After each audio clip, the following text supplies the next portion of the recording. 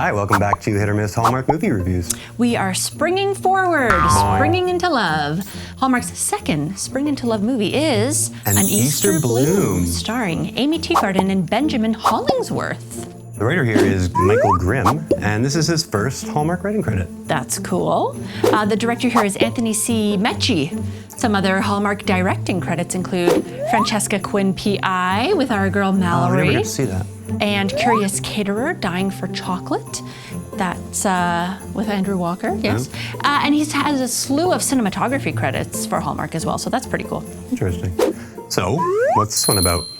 A young flower farmer sets out to save her family farm by entering a floral competition for Easter. She meets a local pastor along the way who helps her restore her hope that she has lost. Ooh, actually, it's a pretty decent synopsis. It's not bad. You know why? Because it's not IMDb. It's not the IMDb one. IMDb one is struggling to save her farm. A woman enters a winter floral design contest. They're so lacking. You know, it's succinct. I get it. They're so lacking in their synopses, eh? I don't know why. Yeah. So, what do we think? Okay, so we have a faith-based Easter romance, maybe. At least a faith-based Easter movie, I would say. Sounded kind of interesting, maybe a bit boring, but the two leads have a good track record, so yeah, for sure. What could go wrong, right? Well, what could? You know what? This, I hate to say this, it felt incredibly scattered to me. There were numerous strange plot elements or choices that just didn't seem to fit together cohesively for me. Some things just seemed odd, right? It definitely was, and there is a lot to nitpick in this movie. However, there are also a lot of redeeming qualities and some pretty solid messaging that can't be ignored. Regardless of the cheese factor, why don't we get to our spoiler synopsis? Here we go. Amanda, a flower farmer who knows nothing about flower arranging, color theory, or basic geometry, meets Lori, an accident-prone flower arranger, after she crashes her car into a patch of thin air on Amanda's farm. The two hit it off, and Lori instantly takes on the mother Amanda never had role, despite Amanda's actual mother being 50 feet away, quickly growing wrinkles on her face from a constant stream of stressful bank phone calls. Amanda divulges that the family farm is in trouble, and Lori convinces her to enter the Easter Floral Design Contest for the first prize of $20,000. Wow. Amanda meets Derek, a lavender latte-drinking ex-adrenaline junkie who became a pastor after God kicked him and his rock-climbing student off a mountain, effectively starting his contract with the church. You work for us now. Derek helps Amanda heal and holds her hand along her new faith journey, all while completely hiding his own past, even though it is undoubtedly the best way for him to open up to his own church flock. Meanwhile, Amanda notices Constance, an angry-looking flower-arranging savant that basically looks like Lori's evil twin sister. Lori divulges that they used to be business partners until Lori fell into the old Hallmark trope of following her new husband out of town to chase his job, leaving Constance with nothing but a handful of thorns. Lori warns Amanda that Connie is entering the contest and is near impossible to beat, so she's forced to become Mrs. Miyagi and does her very arabesque to train Amanda-san quickly before the competition. Lori imparts the 5 principles of floral design to Amanda, but keeps the last one a secret since it's something that cannot be taught. Did we ever find out what it was? Yes, love. It's love. Okay. Amanda overhears a private conversation Derek has about possibly leaving town for work. She overreacts, puts her pedal to the metal, and speeds off, heartbroken. Flower puns. Just before the contest, Lori has yet another physical mishap when she falls down the stairs, but the fall gives Lori a moment of clarity, and she instructs Amanda to gift the angry Constance a symbol of their fated friendship, a single sunflower. Connie reluctantly accepts, and then instantly incorporates the flower into her own design, effectively giving her the edge over Amanda's plastic ladybug topper, and Connie wins the $20,000. Amanda wins a handshake. Amanda, being a good sport, invites Constance to her house for her loser's brunch, but Connie says she probably won't make it. And then Connie shocks everyone when she shows up to brunch with a sack full of money for Amanda, the prize money for the true winner. And the farm is saved, and they all decide to work together to start a one-stop wedding venue and service company, so it all works out in the end. Wow. I mean, that's a lot. But I mean, why? Just why? I mean, a girl who's been learning floral arranging for just 6 weeks with, this unconventional, almost Karate Kid style lessons, enters a very prestigious competition, and surprisingly, she nearly clinches the victory. And I think they described it as like the closest margin ever. Well, I don't know. It's just hard to believe. And then, second place is absolutely nothing. That was definitely $20,000 and then nothing. I will say on second viewing, though, Constance did have a better integrated arrangement. They barely even showed it. They didn't really show hers, yes, I do agree. But I saw that Amanda just kind of plopped her ladybug on top of her, so it wasn't like integrated into the design, Yeah, right? fair. I mean, but Connie sort of just plopped the gifted sunflower on top of her. No, it was woven in. It was kind of woven in. Okay, well, yeah. Integrated. It was just gotta find a freeze frame there. Aside from the strange kind of story elements, there were also some questionable performances. I hate to say it, but Benjamin's portrayal of Pastor Derek was odd to me. So his parents were from Vermont, yet he was raised in the South, and he has an accent that kind of jumps all over the place, or it's just not there at all. I don't want people thinking that I'm reckless and irresponsible during my downtime. I hope you can understand. Can we just keep this between us? Yeah. And then the reason he keeps his outdoorsy side under wraps seems, I don't know, silly and absurd to me. It did, and on first watch, all I saw were holes and weird performances. But the more I analyzed it on the second watch and kind of, I ended up taking a lot of notes for this. The more the weird stuff kind of made sense, even though I didn't want it to. Yeah, last night when we rewatched it, I was like, oh no, okay, because I intended on kind of tearing this movie a hole. And there's lots of funny stuff to talk about, but the rock climbing pass, I get it.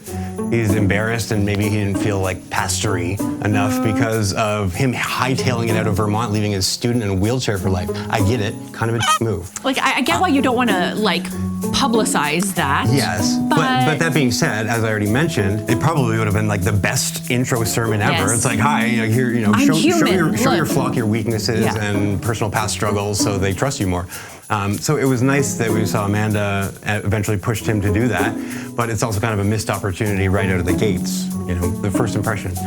As for the accent, I didn't want it to make sense because it was real bad. It doesn't make sense. No, I mean, it kind of does, even with the inconsistency. Like, if he moved out of Vermont at a young age to escape the temptation of those dangerous mountains, then you're giving a lot of subtext there that I don't even think they intended that. But it doesn't matter. It's just like when you look at it, that's how it is. So it makes sense because A, his mom wouldn't have the accent because he's the one that moved to the South. Doesn't matter where in the South. And B, he wouldn't have the full-on Southern accent. It would be very wavery.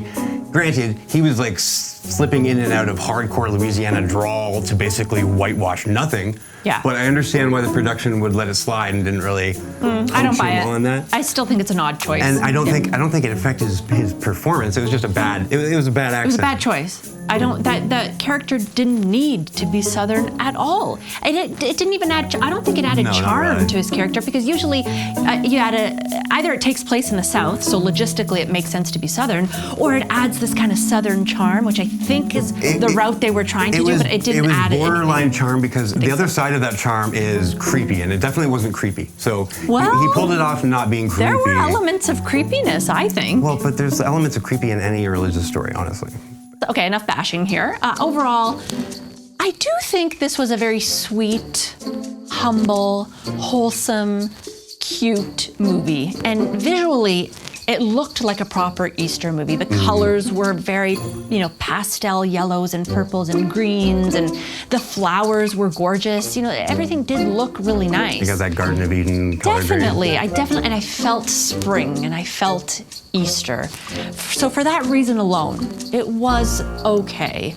I just didn't connect with the story at all and found things very odd. I was distracted by some of the story choices. Yeah, it wasn't great, but it definitely didn't make it terrible for me. But yeah, the look of the movie was great. Really, the color palette was on point, and they flowered the hell out of Aimee's wardrobe. They did. Many flowers. A little on the nose. Aside from some real bad green screen and CGI, the movie did look pleasant. Which we'll get to in Nit Picky. Yeah, but aside from that, the story didn't bug me enough to really tear this movie apart. I'm definitely not really into religious themed Hallmark movies at all. This might be even one of the first ones we've reviewed. We haven't seen actually many of them. There hasn't been as think. many, but I thought they walked the line quite nicely here. It never felt preachy, which was like I would have been done with it immediately. So good job for that. Will everyone enjoy a faith-centered romance airing on Hallmark?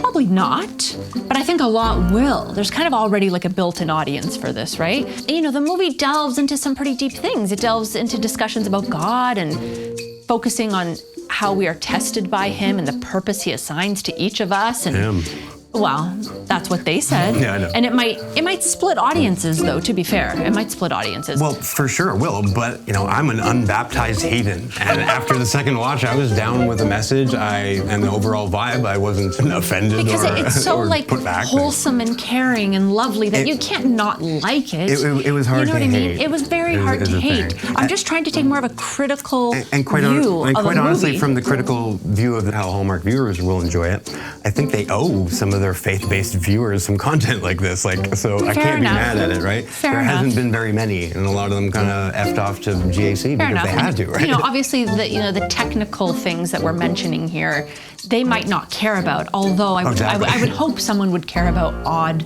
story choicing and pacing and that kind of stuff. But most people don't. And I saw a lot of people poo-pooing it online, and I saw a lot of people liking it. And it's the same with every movie. It doesn't really matter. It's like, I know. You know. I was definitely on the side of not really enjoying it. Yeah, I was at first too. I mean, was it cheesy? Yes, for sure. Yeah. Talking about stars being God's freckles and gosh. Amanda with the, hey God, it's me, been a while. Hey, God. Yeah, it's me, Amanda. I know we haven't talked in a while. Oh, gosh. It was like laughably bad, but you know, it didn't hurt the movie overall, I don't think. There was also some real like high school teenager moments when he comes into the cafe and orders the lavender latte and the boss is like, oh, Amanda, don't you have to leave and go get me some of your mom's cookies? Yeah, we ran out. And then Amanda's like, oh yeah, okay. Like, you know, I hate that. It was a little I bad. hate that I thought that was a good wing woman move. You grow, girl. Why don't we head on to performances? So I really do like Aimee Teegarden, and I thought she was the standout for me here. I thought her storyline of, you know, grappling with her father's death and with her crisis of faith and learning a new skill and winning a competition, and she had a good a arc. nice balance of like seriousness but also fun and poignant moments. And the story was just more prominent than the pastor storyline, than the actual romance, really. That's why I wasn't really mad about the pastor storyline, and it wasn't really the focus. I like that it wasn't really the romance. It was more for healing, spiritual guidance, which is totally not my vibe, but I was down with it. But Aimee is definitely also my standout. I actually really like her. I don't know her movies as well as some of the other ladies, but she's never let me down so far. I always picture her just dying from some disease. I hate to say it, but she's always that girl. She has some intense frown lines, like some of the best I've ever seen. God. Her and Eloise, like face to face. More expressive. She's more expressive. you know what I mean? Why don't we get to Nit Picky, Hit Picky? There's a ton.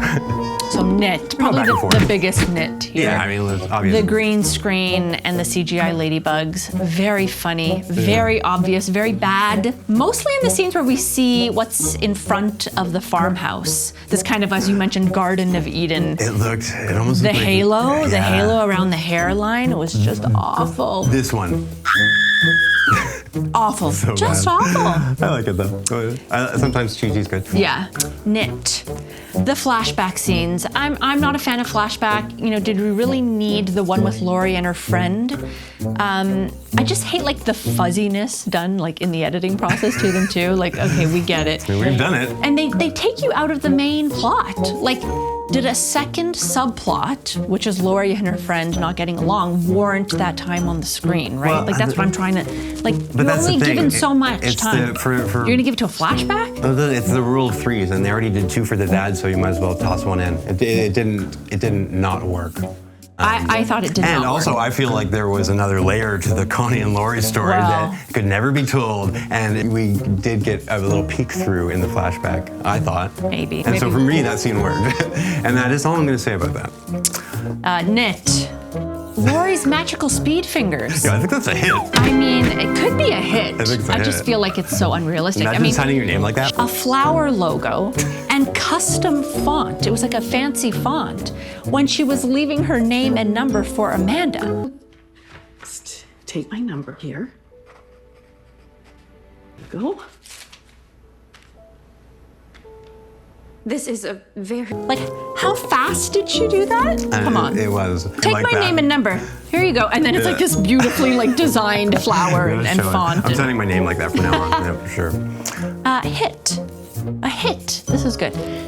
There were definitely some moments of tenderness. I remember when they stood in Amanda's kitchen, and she was, grappling with the challenges in her life, questioning the hardships of wrestling with her faith in God and reconciling, the passing of her dad, and I liked those moments. I think it was definitely needed. We needed those like emotional kind of like anchors in there to connect to something. I mean, yeah, if you're not religious, it's kind of hard to connect to this one. No, I mean, I think. connected because I saw all the arcs, and it's like I saw I'm probably more religious than you. you. The whole idea of a faith journey is obvious to me. It's like people, even if they have faith, when somebody close to you dies, you lose that faith. You're like, why would God do this? And they said I that understand in the movie. that. Like, why did you do this to us, God? It's like, but you know what? There's an argument that it could strengthen your faith too if something traumatic like that happens. So that's it could why go it's either a way. faith journey, and I don't, Yes. that's not for me, but I definitely don't slag anybody for it.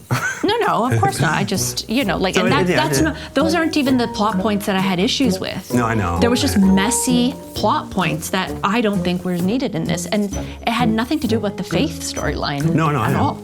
Okay, Nit, the owner of the cafe, Effie, says it's a known thing in the food industry that vanilla and cardamom just don't go together. Yeah, you're just making shit up. I think she says they have strong flavors on opposite ends of the flavor spectrum, which I think is not accurate and insane because I've had vanilla and cardamom together in a latte.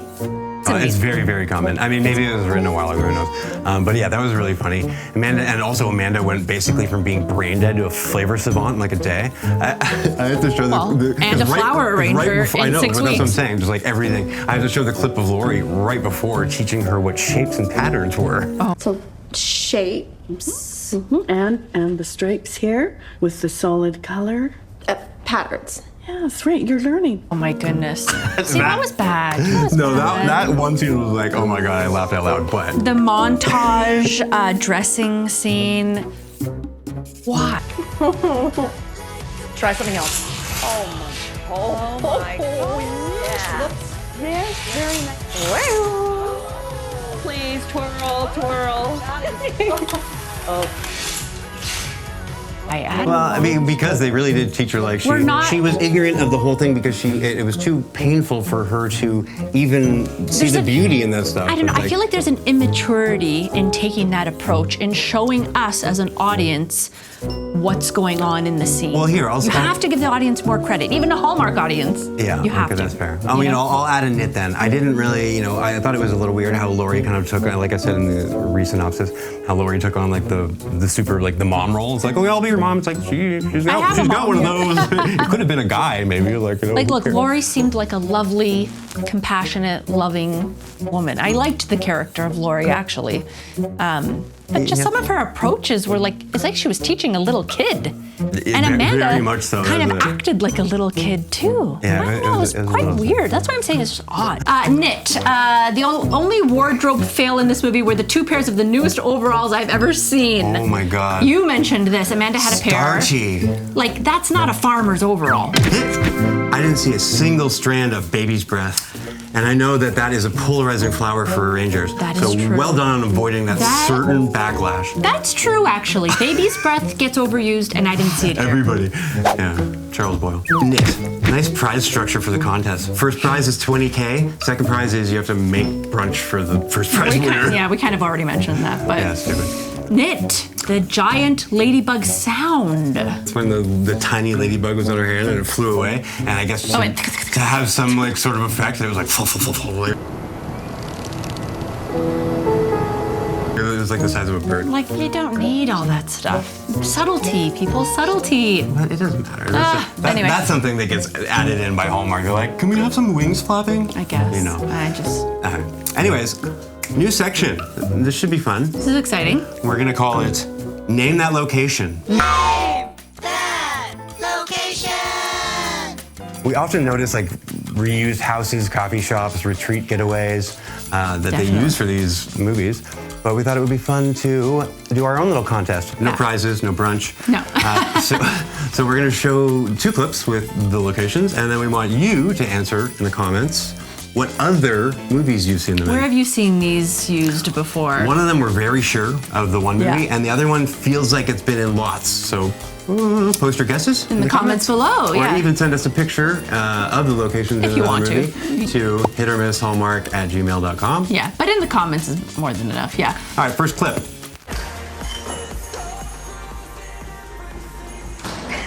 Okay. As much as I would love to take a break and go shopping, shouldn't we be focusing on flowers? Name that store. Second clip. Have you done this before? What? Have you done this before? Oh, Have you done this before? Name that kitchen. Where have you seen these things? I'm sure you have. Definitely. Yeah. Anyway, we'll see if anybody gets that. Yeah. All right, let's head to the Hallmark report card. Let's do it. A promotion or deadline? Yes. There's a deadline to learn, Definitely a deadline much. for the contest. Yeah. Career-driven lead. Not really. Nope. A big misunderstanding. Yes. Absolutely. She thought he was going to leave. Yeah. Change of heart. Yes. Someone gets dumped, fired, dies, quits. Dies. Yes, Well, her dad died. He didn't die in the movie. Yeah, okay. Well, We'll yes, give he it. did because we first saw it and then it jumped ahead. Oh, yeah, right? that's true. Okay. Second romance subplot. Proposal or wedding? No. Travel issues. No. Selling the house, business, farm. Yes, someone does approach the mother to sell the farm Trying to get and it. the business. Yeah. Big city to small town transition. No, they pretty much stay in this town, right? The almost kiss. Yes. Yes, there was. Yeah, I didn't put it in the notes, but ow, On there second definitely view, was. I missed it the first time. It was second very view. subtle because Yeah. it's like, you know, you gotta do the faith. It was the subtle, but faith-based we're gonna version, go right? with we're gonna go with yes. I like it. Mad dash? No, there wasn't. No. And you got this, or I got this. No, I didn't hear that in this. So, So, did this hit or miss the Hallmark for you? I always hate to do this, but this was a miss for me. This is the second loves to miss do. for Spring Into Love. I don't know. Well, you know, yeah, I will say this one. Okay, this one is a hit for me.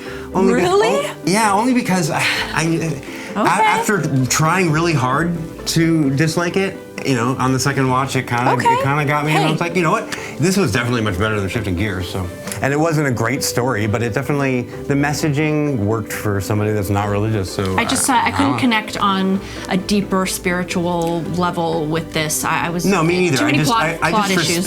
I just respect how it did it.